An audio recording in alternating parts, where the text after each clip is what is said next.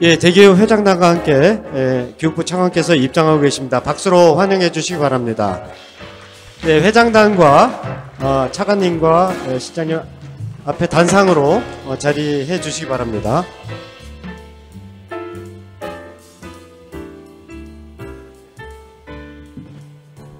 예, 회장단과 차관님 단상으로 올라와 주시기 바랍니다.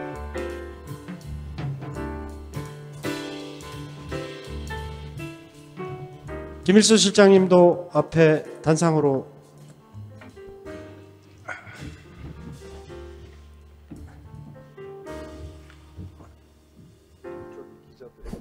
예, 저희가 마이크는 이제 유선 마이크를 사용하도록 하겠습니다. 아까 개회식 그 행사 때 마이크에서 잡음이 크게 난 이유는요, 언론사에서 가져온 방송 카메라와 방송 카메라 마이크와 우리 행사장 마이크의 주파수가 충돌이 있어서 그런 잡음이 있었다는 것 말씀드리고요. 그래서 지금 유선 마이크를 사용해서 대화 시간을 갖도록 하겠습니다. 네, 지금부터 교육부와의 대화 시간을 갖겠습니다. 좌장은 홍원암 회장님께서 맡아주시겠습니다. 예, 특급 호텔입니다. 특급 호텔. 특급 호텔인데, 예, 죄송합니다. 마이크가 혼선이 있어서. 우리 총장님들 저기 무대를 향해서 왼쪽 편에 보시면은 기자단들이 계십니다. 아마 저희들 대기업에서 하는 총회에서 가장 많은 기자들이 지금 참석을 하고 있습니다. 33분이나 와서 지금 열띤 지금 취재를 하고 계십니다. 총장님들께서 하시는 한마디 한마디를 그냥 허투루 흘리지 않고 정리를 하고 있다는 말씀을 드리고, 그래서 우리 아직 장관님이 아직 임용이 안 되셔가지고 우리 차관님과 실장님과 함께 대화를 나누는 시간을 갖도록 하고, 좀 더 자유롭게 이야기를 하기 위해서 우리 기자님들하고 약속을 했습니다. 우리가 공동으로 우리 같이 참석하는 질문은 같이 하고, 좀 없는 상태에서 좀 자유롭게 좀 빡신 이야기 좀 하자 해서 좀 분리를 해서 했다라는 말씀을 올리겠습니다. 총장님들 얼굴에 질문하고픈 질문 내용들이 굉장히 많다는 걸 느끼고 있습니다. 이 앞에서 보니까 많은 이야기들이 짧은 시간입니다만은 이야기가 진행이 되었으면 하는 생각을 가져봅니다. 예, 먼저 오늘 이 자리에 참석해 주신 교육부의 장상윤 차관님 감사드립니다. 예, 다시 한번 환영의 박수를 보내주시기 바랍니다. 예, 그러면은 차관님 짧게 인사 한번 하시죠. 예. 예, 반갑습니다. 총장님 여러분. 교육부 차관 장상윤입니다. 한국대학교육협의회 하계 대학총장 세미나 개최를 진심으로 축하드리고, 오늘 이 자리를 마련해 주시고 초대해 주신 홍원아 대기업 회장님께 감사의 말씀을 드립니다. 저희가 지난 2년 동안 굉장히 긴 시간 동안 우리 코로나19와 싸워왔고, 현재는 조금 일상을 좀 되찾아가고 있는 그런 상황입니다. 그 배경에는 여기에 계신 총장님들을 비롯한 대학 관계자분들의 각별한 노력과 헌신이 있었다는 것을 잘 알고 있습니다. 이 자리를 빌려 다시 한번 깊은 감사의 뜻을 전합니다. 또 앞으로도 코로나19가 완전히 종식될 때까지는 학생들 보호, 또 건강 관리 이런 걸 위해서 좀 더 관심과 노력을 기울여 주실 것을 요청드리고, 정부도 적극적으로 지원하고 뒷받침하도록 하겠습니다. 지난 5월 초에 새 정부가 추진할 110대 국정과제를 발표하면서 저희 대학하고 관련된 과제들이 같이 제시가 됐습니다. 말씀드리자면 100만 디지털 인재 양성, 그리고 더 큰 대학 자율로 역동적 혁신 허브를 구축하겠다는 점, 그리고 이제는 지방대학 시대를 열겠다라는 크게 봐서 3가지 정도의 과제가 제시가 됐습니다. 새 정부는 대학이 미래 국가 경쟁력을 이끌어 나갈 디지털 신산업 분야 인재를 적기에 양성할 수 있도록 관련된 학사 정원 규제를 유연화하고 대학이 자율적으로 스스로 혁신을 이룰 수 있도록 소위 말해서 4대 요건 그리고 대학 평가, 대학 정원 등 핵심적인 규제를 대폭적으로 개혁해서 더 큰 자유를 드릴 예정입니다. 또한 OECD 국가 평균 대비해서 현재 수치적으로도 우리나라의 고등교육 재정 지원 규모를 굉장히 부족하게 보고 있습니다. 그래서 이 재정 지원 규모를 안정적으로 늘려나감으로써 대학이 역동적으로 혁신하는데 좀 더 큰 힘이 되고자 노력을 하겠다는 말씀을 드리겠습니다. 대학에서도 학문 간의 칸막이를 낮추고 또 학내 구성원들과 함께 대학의 비전을 설계하는 등 내부에서부터 혁신을 위해 함께 힘을 합쳐 주실 것을 부탁을 드리겠습니다. 지난 6월 한 달 동안 교육부의 화두는 반도체 신기술 인재 양성이었습니다. 4차 산업혁명과 함께 우수한 고급 인재를 길러낼 수 있는지가 국가 발전의 향방을 가르는 시대가 되었다고 보겠습니다. 신기술 역량을 보유한 인력에 대한 수요가 급증하고 있지만 아직 인재 양성은 수요를 따라잡지 못하고 있는 실정입니다. 이에 교육부는 반도체 인재 양성 지원 방안을 마련하고자 기재부, 산업부, 과기정통부 등 관계부처와 또 연구계, 산업계 전문가들을 포함해서 반도체 등 첨단산업 인재 양성 특별팀을 구성해서 운영하고 있습니다. 현실에 적합하고 실효성 높은 정책이 마련될 수 있도록 총장님들께서 각별한 관심과 적극적인 조언을 해주실 것을 함께 부탁을 드리겠습니다. 한편 또 새 정부는 지방대학과 지자체의 협력 강화를 기반으로 지역의 인재 양성에서부터 지역 내 취창업 그리고 정주로까지 이어지는 지역발전 생태계 구축을 위해 나갈 계획입니다. 먼저 지역의 사정을 가장 잘 아는 지자체를 중심으로 대학과 교육청, 지역 산업계 등이 함께 지방대학 육성과 지역인재 양성을 위해 노력하는 거버넌스로서 가칭 지역 고등교육위원회를 설치 운영할 계획입니다. 또한 지역의 인재 양성 노력을 초중등 단계에서부터 대학까지 전주기적으로 지원해서 지역에 정주하는 인재가 한층 늘어날 수 있도록 지역 인재 투자 협약 제도를 도입하고자 합니다. 아울러 그간 추진해온 지자체 대학 협력 기반 지역 혁신 사업, 소위 RIS 사업이라고 합니다. 그리고 고등교육 혁신 특화 지역을 비수도권 전역으로 단계적으로 확산해서 지방대학이 지역 혁신에 중추적 역할을 할 수 있도록 계속해서 지원해 나가겠습니다. 오늘날 우리 대학 사회는 학령 인구 감소로 인한 미충원 증가, 재정 여건 악화 등 개별 대학으로서는 극복하기 어려운 위기 상황을 마주하고 있습니다. 한편으로는 디지털 대전환기를 맞이하여 미래 사회에 필요한 인재를 양성할 기관으로서 대학의 중요성이 그 어느 때보다 강조되고 있습니다. 지금의 위기를 기회로 바꿔서 우리나라 대학이 미래의 인재 양성 기관으로 도약하기 위해서는 대학과 정부가 힘을 합쳐서 혁신 역량을 최대한으로 이끌어내야 할 것입니다. 그 과정에서 대학 자율협의체인 대교협의 역할이 더욱 중요해지리라고 생각합니다.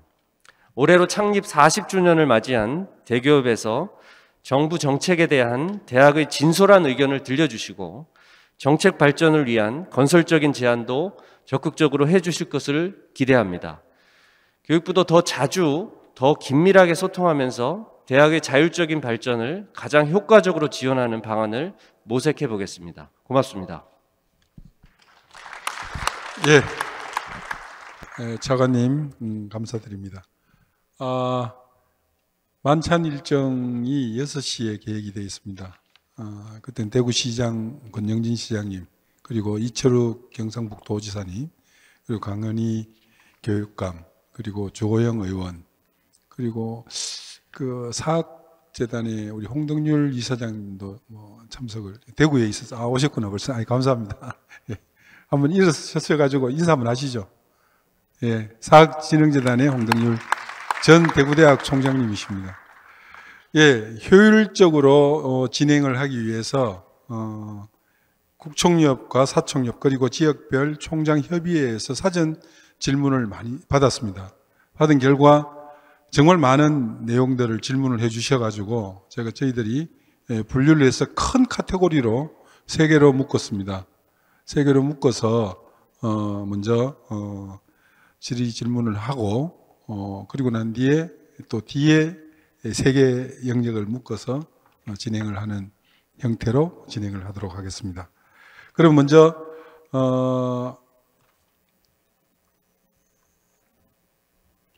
강원대학교 김원영 총장님, 갑자기 질문 좀 부탁드립니다. 안녕하십니까. 강원대학교 총장 김원영입니다. 제가 이 국총협, 사총협, 대교협 문제 1번을 제가 좀 대표로 교육부에 질의를 드리겠습니다. 또 제안을 드리겠습니다. 현재 대학의 가장 큰 저희들의 현안은 결국 재정 문제라고 할 수 있겠습니다. 잘 아시다시피 14년간 등록금 동결 그리고 각종 대학 회계법 이후에 여러 가지 경상비라든지 저희들 재정이 어떻게 상당히 좀 사용하기 어렵죠. 그래서 하지만 그래서 제가 대학들은 지금 방금 말씀하신 디지털 대전환의 시대에 첨단 산업 분야에 대한 교육은 말할 것도 없고 지금 현재 재정난에 허덕이고 있다고 생각합니다. 그래서 국정과제 윤석열 정부의 국정과제에 고등교육에 대한 어떤 방금 말씀해 주셨는데 보기에 여러 지금 의견들이 구체적인 재정 지원 계획이 없다라고 다들 생각하시는 것 같습니다. 그래서 교육부에서는 과연 당장 내년부터 고등교육에 대한 재정 지원 계획이 있다면 이 자리에서 말씀해 주시면 감사하겠다는 말씀을 드립니다. 이게 1번의 공통 질문이고 일어선 김에 제 개인적인 질문은요. 지난번 국총협 회의에서 방금도 차관님께서 지역 인재 투자 협약 제도 지방대학에 대해서 또 지역 고등교육위원회 말씀하셨는데 제가 지난번 위원회 때도 말씀드렸고 차관님께서도 같은 의견으로 알고 있었습니다. 이 고등교육위원회라든지 지역 인재 투자 협약 제도의 기본에는 수평적 지자체와 지역대학의 수평적 협력 관계가 전제로 돼야 되는 것이지 지자체가 지역대학에 대한 행재정 권한을 가지고 어떤 지역대학을 갖다가 좀 컨트롤하는 어떤 그런 구실이 되어서는 안 될 것이다라는 생각이 듭니다. 그런 높아심에서 다시 한번 차관님께 수평적 협력 관계에 대한 교육부의 방안은 어떤 것이 있는지 이 2가지에 대해서 질문을 드리겠습니다. 감사합니다. 예, 차관님, 실장님 준비되시는 대로 답변해 주십시오. 예, 먼저 공통 질문 첫 번째 답변이기 때문에 바로 말씀드리기보다는 이제 지금 저희 대한민국 대학이 처한 현실에 대해서 다들 잘 아시겠지만 한 번 더 이렇게 좀 짚고 넘어갔으면 좋겠습니다. 지금 저희가 이제 학령 인구 감소를 얘기하지만 조금 더 디테일하게 들어가 보면 초등학교 1학년부터 지금 고등학교 3학년 그러니까 한 12년간의 학령 인구를 보면 당분간은 이제 최근에 이제 좀 감소폭이 감소되고 있지만 한 40만 명대 중반, 그러니까 한 학년별로 40만 명대 중반에서 앞으로 한 12년간은 유지가 됩니다. 하지만 그 밑으로 내려가서 지금 만 5세인 학령 인구를 보면 40만이 바로 한 5만 명 정도가 깨지게 돼 있고요. 그리고 만 5세에서 만 2세 3년 정도를 더 내려가면 10만이 깨져서 20만대로 넘어갑니다. 그리고 만 0세가 되면 26만까지 지금 내려가 있습니다. 그러니까 그 트렌드를 보게 되면 앞으로 저희가 이번 정부가 이제 새로 출발을 했으니까 한 2텀 정도를 지나게 되면 거의 그 절벽과 같은 상황이 발생을 하게 되고, 그런 반면에 말씀 주신 것처럼 고등교육 재정에 투자되는 그 우리 재정의 그 양을 보게 되면 초중등 교육에 비해서는 지금 굉장히 기울어진 운동장이라고 할 정도로 OECD 평균에 비해서도 굉장히 부족한 상황입니다. 고등교육 재정이. 그래서 저희들이 생각에는 지금 주어진 한 12년 내지 11년의 기간 동안 대학 시스템 자체, 인재를 양성하는 그 고급 인재를 양성하는 대학 시스템 자체가 굉장히 혁신하고 시스템 자체에 전환이 없다면 그 학령 인구 감소 상황하고 맞물려서 굉장한 위기 상황이 되지 않을까 그렇게 생각하고 저희가 뭐 학제를 바꾸고 정원을 조정하고 하는 것들이 다른 분야하고 틀려가지고 바꾼다고 그래가지고 바로 그 다음 해부터 뭐가 이렇게 달라지고 그러질 않습니다. 보통 한 4, 5년 주기가 한 텀이 돼가지고 돌아가는 상황이기 때문에 이번 정부 그리고 다음 정부까지 조금 그 호흡을 길게 가져가면서 정확하게 방향 설정을 하고 혁신의 노력을 같이 힘을 합치지 않으면 굉장히 정부도 어렵고 대학도 어려운 그런 상황이 되지 않을까 생각이 되고, 그런 차원에서 이제 국정과제도 많은 고민이 있었다는 말씀을 드리겠고요. 그 다음에 그 재정 지원 문제에 대해서는 말씀드린 것처럼 고등교육 재정 이 지금 지원 규모 자체가 굉장히 작고 확대를 해야 되겠다는 점에 대해서는 정부 내에서도 충분한 공감대가 있기 때문에 확대 방향에 대해서는 분명히 확대를 해야 된다는 말씀을 드릴 수 있겠고, 다만 이제 저희 교육부의 생각은 뭐냐면 이게 그 단년도 예산 과정을 통해 가지고 그 경제 상황이나 이런 걸 봐가면서 조금씩 그 이렇게 미세 조정이 되는 구조보다는 조금 더 안정적인 재원의 틀을 가지고 지원을 하는 게 저희가 말씀드린 10년, 11년 동안에 그 해야 될 과제들을 수행하기에는 더 적합하지 않을까 이렇게 생각을 하고, 그러면은 제도적으로 그걸 어떻게 설계해야 되느냐에 대해 부분에 대해서는 여러 가지 의견이 있을 수 있습니다. 특별법을 만들어야 된다, 특별회계를 만들어야 된다, 어디서 재원을 세목을 가지고 끌어와서 여기에 안정적으로 줘야 된다. 그 모든 대안을 놓고 지금 검토 중이라는 말씀을 드리고, 지금 단계에서는 재정 당국하고 지금 내년도 예산이 협의가 되는 단계이기 때문에 그 대안을 놓고 열심히 이제 그 토의 과정 내지는 검토 과정에 있다는 말씀을 드리고, 그게 구체화되는 시점에 있어서는 우리 총장님들께도 소상히 설명을 드리고 그렇게 이해를 구하고 또 의견을 또 추가적으로 수렴을 해서 안정적인 재원 확보가 될 수 있도록 노력을 하겠다는 말씀을 드리겠습니다. 그리고 두 번째로 그 고등교육위원회 등 이제 지역 단위에서 이렇게 거버넌스를 만드는 부분에 대해서 수평적 관계가 돼야 된다는 점은 저희도 마찬가지 생각을 가지고 있고요. 다만 이제 그 정부 이 국정과제의 취지는 지금 수도권, 비수도권을 이렇게 크게 봤을 때 지방대학이 굉장히 더 어려운 상황을 겪고 있기 때문에 이 지역에서부터 근본적으로 그냥 뭐 재정을 조금 더 지원해주는 이런 차원이 아니고 그 지역사회가 하나의 구심체가 돼서 인재를 양성을 하고 거기에서 일자리를 찾고 또 거기에서 살 수 있는 터전을 만드는데 교육의 역할이 그 기본이 돼야 되겠다라는 생각으로 거버넌스도 짜고 그 다음에 지역발전 비전도 세우고 어떤 산업을 육성할 건지도 뭔가 공감대를 가지고 그런 비전을 뒷받침하기 위해서 정부에서 재정 지원이나 이런 것들을 그 한 방향에 맞게 좀 지원을 해주자라는 차원에서 이제 이런 아이디어가 나오게 됐고요. 다만 이거를 실현하는 과정에서 모든 지역, 비수도권이라고 해서 모든 지역을 일률적으로 위원회를 이렇게 짜서 주거나 이 탑다운식으로 내려서 이걸 해라라는 방식으로 추진하지는 않을 겁니다.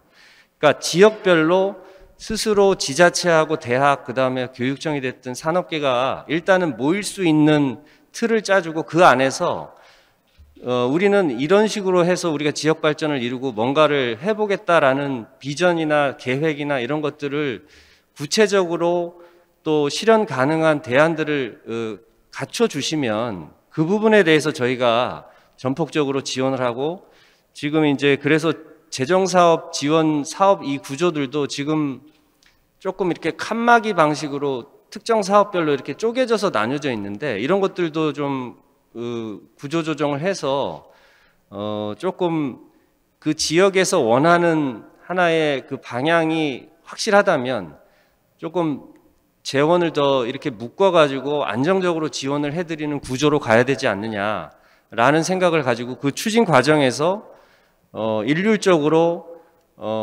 같은 틀에서 이렇게 뭐 동시에 무조건 다 추진을 해라 이렇게 의무화하거나 아니면 일률적으로 추진할 생각은 없다는 말씀을 드리고, 그 추진의 동력은 여전히 지역에서 자발적으로 이런 그 혁신의 힘을 이렇게 모아오고 그런 구체적인 안을 제시하는 곳부터 저희가 단계적으로 이렇게 좀 확산을 해나가겠다라는 말씀을 드리겠습니다. 예, 우리 시간이 한정되어서 일단은 접수된 질문부터 먼저 진행을 계속해서 나가도록 하겠습니다. 예, 다음은 변창훈 대구 한의대 총장님 준비한 질문을 부탁드립니다. 예, 대구 경북 지역 회장을 맡고 있는 변창훈입니다.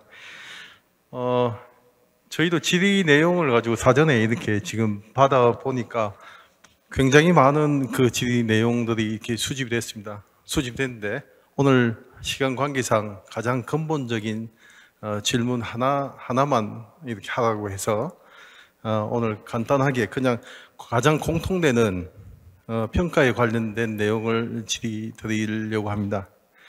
새 정부에서는 대학의 자율적인 발전을 위해서 대학 평가를 개혁하겠다는 그러한 국정과제를 발표했습니다. 현재 대학 평가와 관련해서 가장 큰 현안은 대학 기본 역량 진단 평가일 것입니다. 여기에 대해서 이제 교육부는 어떻게 개선하려고 하는 어떤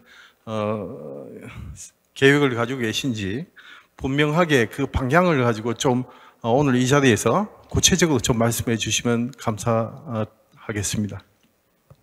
예, 교육부의 답변을 듣도록 하겠습니다.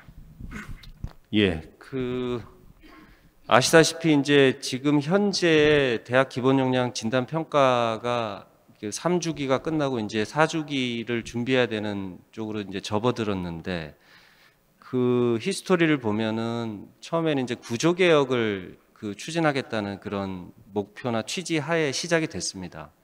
이제 그러다 보니까 그 기조가 이제 이어져 오고 있다 보니까 이렇게 정부가 주도하는 좀 지표를 딱 정해가지고 그 지표에 통과를 했느냐 미달을 했느냐 그런 방식으로 이제 좀 획일적인 평가 방식으로 진행이 되어 왔습니다. 근데 저희들이 생각하는 거는 앞으로의 평가는 이런 획일적인 평가를 좀 중단을 하고 한 개 대학을 제외한 한 개 대학이 아니라고 판단되는 대학에 대해서는 재정 지원을 좀 폭넓게 해드려야 되겠다. 그리고 대학의 특성을 살리고 자율적으로 혁신을 촉진하는 방향으로 평가 제도를 전면적으로 개편을 해야 되겠다라는 말씀을 드립니다. 근데 구체적으로 말씀을 드리면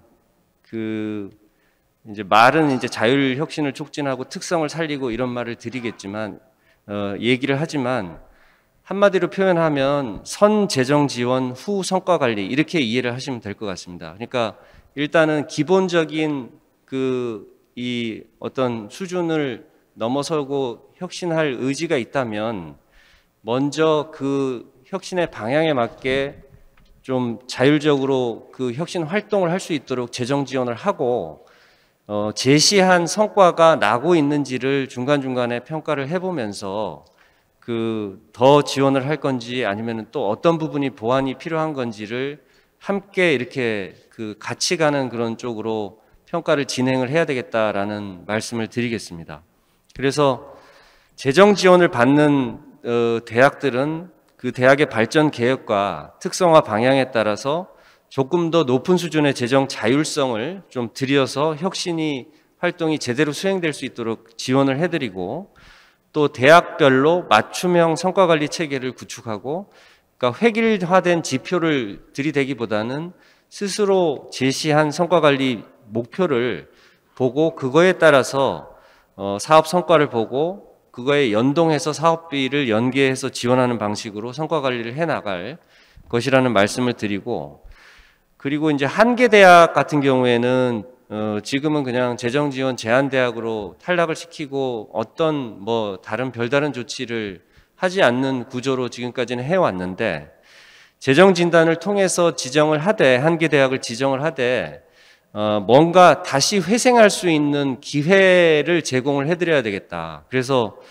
예를 들어서 규제 특례를 부여를 해서 구조 개선 목적으로 적립금을 사용한다든지, 또 재산을 처분할 수 있다든지, 또 다른 대학하고 통폐합을 할 경우에는 특례를 인정한다든지, 이런 이제 다양한 다시 한번 도전할 수 있는 기회를 규제 특례를 통해서 인정을 해서 회생 기회를 부여를 하고, 그렇다 손치더라도 회생이 어려울 경우에는 적절한 퇴로 방안도 좀 마련을 해서 제시를 해서 다른 쪽으로도 전환을 할 수 있도록 지원하는 방안을 지금 좀 검토를 하고 있다는 말씀을 드리고요. 아까 말씀드린 이제 이런 평가 방식에 대한 구체적인 개선 방안은 사실 지난해 9월부터 이거를 위해서 진단제도 개선 협의회가 운용을 하고 있습니다. 그래서 현장에서 충분한 의견 또 논의를 거쳐서 근본적인 개선 방안 구체화해서 저희가 연말까지는 확정해서 제시하겠다는 말씀을 드리겠습니다. 예, 감사합니다. 다음은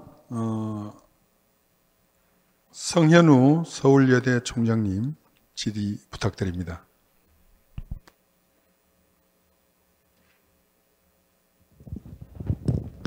네, 서울여자대학교 승현우 총장입니다. 정부가 이제 국정과제에서 대학의 자율성을 확대하고 규제를 개선한다는 그 국정 방향을 잡은 것은 좀 늦은 감이 있지만 매우 다행스럽게 생각합니다.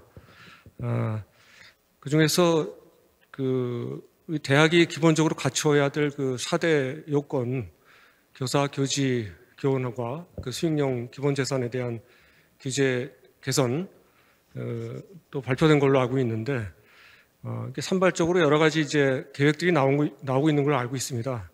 그 중에서 그 전인교원 확보율을 지키는 것 이외에 나머지 3개의 조건은 그 규제를 이제 완화한다 이렇게만 돼 있고, 이제 구체적인 계획이나 어떤 로드맵 같은 게 잘 나와 있지 않은 것 같습니다.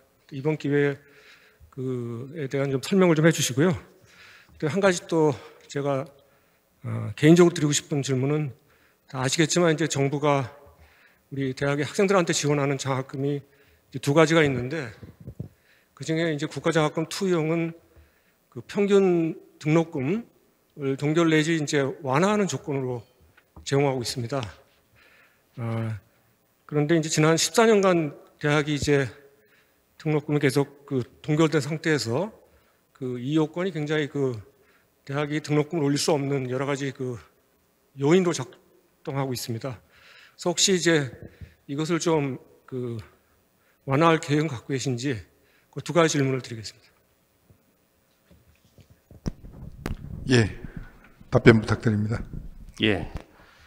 그 첫 번째 질문 주신 거는 지금 현재 그 대학에 대한 규제, 특히 이제 이 대학을 설립하고 운영하는 부분에 있어서 여러 가지 규제들이 있는 게, 기본적인 인식은 예전에 대학이 학령 인구도 늘고 입학생이 많고 팽창을 할 때 만들어졌던 규제 틀이라는 점을 저희도 인식을 하고, 이번 기회에 현재 상황에 맞는 방식으로 좀 더 자율적인 혁신 이 규제가 장애물이 돼서는 안 되겠다라는 그 인식을 같이 하고 규제 혁파를 위해 가지고 지금 노력을 하고 있습니다.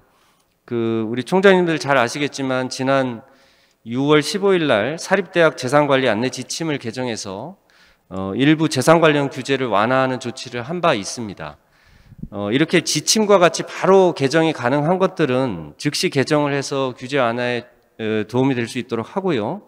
그 다음에 저희가 지금 작업을 하고 있는 지금 중에 있는 거는 첨단 분야 대학원 같은 경우에는 학과 설립 요건을 4대 요건 중에 교원 확보율만 충족을 한다면 나머지 그 규제들은 다 그 폐지를 해서 이 첨단 분야 대학원들이 그 대학원을 더 이렇게 증원을 한다든지 활성화를 하는데 도움을 드려야 되겠다. 그래서 요거는 이제 대학 설립 운영 규정에 대한 개정안을 마련을 하고 현재 법제처 심사 중에 있다는 말씀을 드립니다.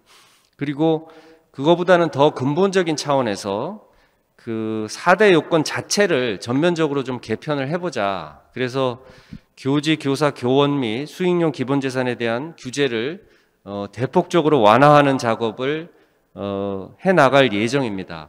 그래서 연말까지 전면적인 개정안을 마련하기 위해서 현재 정책 연구 중에 있다는 말씀을 드리고요.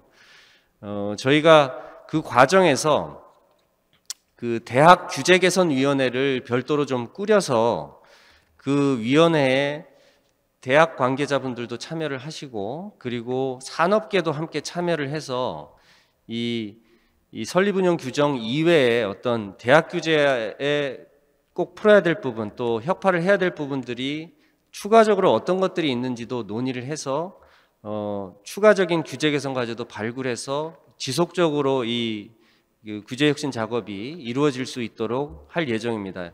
저희 생각에는 이제 고등교육법에다가 아예 이 규제 개선 위원회를 법정위원회로 만들 생각을 하고 있는데 아시다시피 이제 법 개정이 굉장히 시간도 많이 걸리고 어려운 상황이기 때문에 우선 7월에 그 법적 근거가 없더라도 위원회를 먼저 구성을 해서 이 활동에 착수하겠다는 말씀을 드립니다. 그리고 두 번째 그 등록금 규제 개선에 대해서는 현재 이 등록금 규제는 법적으로는 이렇게 그 명문화가 돼 있지만 그 올릴 수 없었던 이유가 지난 10년 동안 국가장학금 2하고 연계를 해놔가지고 어떻게 보면은 좀 이제 간접적인 방식으로 규제가 돼 있었는데 이번 정부에서 우선 이 등록금 규제를 풀어야 한다는 데는 정부 내에서도 공감대가 형성이 돼 있다는 말씀을 드리고요.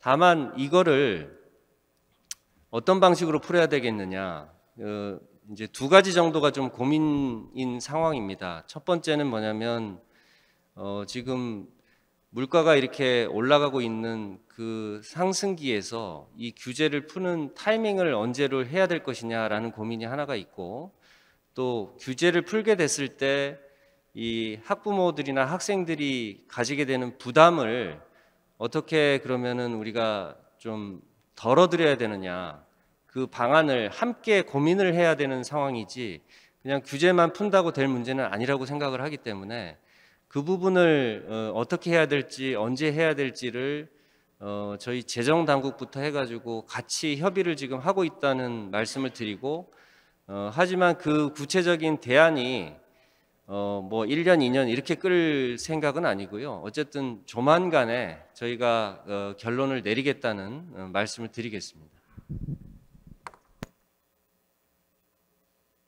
예, 대학 재정 확충, 대학 평가, 규제틀 혁신. 우리 기자단 나가기 전에 혹시 조금 더 듣고 싶은 내용이 있으면 한 분만.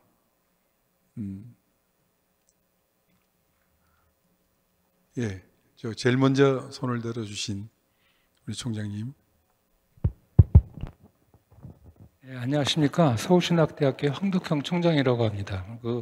오늘 귀한 시간 내주셔서 감사하고요. 먼 길 와주셔서 이렇게 대담을 진행해 주셔서 감사를 드립니다. 지금 여러 가지 그 내용들의 어떤 변화에 대해서 말씀드렸는데 구체적으로 제가 건의사항 하나 드리겠습니다. 저희 서울신학대학은 소규모 대학입니다. 근데 이제 그 평가 중에서도 이제 아무래도 평가를 완전히 없앨 수는 없을 것이고 어느 정도 평가를 유지하는데 지금 그 평가 중에 교수 확보율이 있습니다. 교수 확보율에 지금 제가 알기로 대다수 대학들이 이미 80%, 90%를 넘었습니다. 지금 교수 확보율이요. 근데 이거를 계속해서 상대평가를 놓고 있습니다. 상대평가로 나와가지고 이렇게 되면은 91%와 90% 사이에 점수 차이가 나게 되고 그것 때문에 많은 재정을 투입해야 됩니다. 사실 저희 같은 소규모 대학은 80%의 교수 확보율만 있어도 여러 가지 그 학과 사무를 진행하는데 아무런 어려움이 없습니다. 사실은. 근데 이게 교수 확보율이 경쟁 지표가 돼가지고 그걸 따라가면 90%, 100%를 채워야 되는 그런 어려움이 있을 수 있습니다. 이건 굉장히 힘든 과제입니다. 저희 소규모 대학들은. 그렇기 때문에 제가 우리 교육부에 솔직히 말씀드리고 싶은 거는 그 교수 확보율 같은 그런 지표에 대해서는 절대 지표로 해주십시오 부탁드립니다. 그러니까 뭐 70이면 70, 80이면 80 그 퍼센트를 넘은 것은 절대 평가로 해서 다 점수를 줘야지 그거를 상대 평가를 해가지고 모든 대학을 줄 세우게 하면은 그건 너무 힘들고 너무 어려운 작업이 될 것이다. 그래서 구체적으로 그런 어려움을 제가 경험하고 있기 때문에 그런 것에 대해서도 우리 교육부가 또 정말 이렇게 대학들의 현실을 위해서 과감하게 그런 것은 좀 열어주는 그런 일을 취해 주셨으면 감사하겠습니다. 고맙습니다. 예, 간단하게 대답을 해주시면 될 것 같습니다. 건의사항을 포함해서. 예. 아까 저희가 이제 대학 평가 개선 방향에서 말씀드린 것처럼 이제 획일적인 평가를 이제 틀을 벗어나겠다 하는 거에 이제 마찬가지 답변일 텐데요. 교수 확보율도 어떤 지표를 하나 정해놓고 이거를 충족했느냐 안 했느냐, 몇 프로를 했느냐, 서로 상대 비교를 하는 이런 방식을 좀 지향을 하겠다는 말씀을 드리고 그런 과정에서 구체적으로 평가를 어떻게 할지 그 대안은 저희가 협의회나 이런 과정을 통해 가지고 구체화해 나가겠다는 말씀 드리겠습니다. 예, 감사합니다.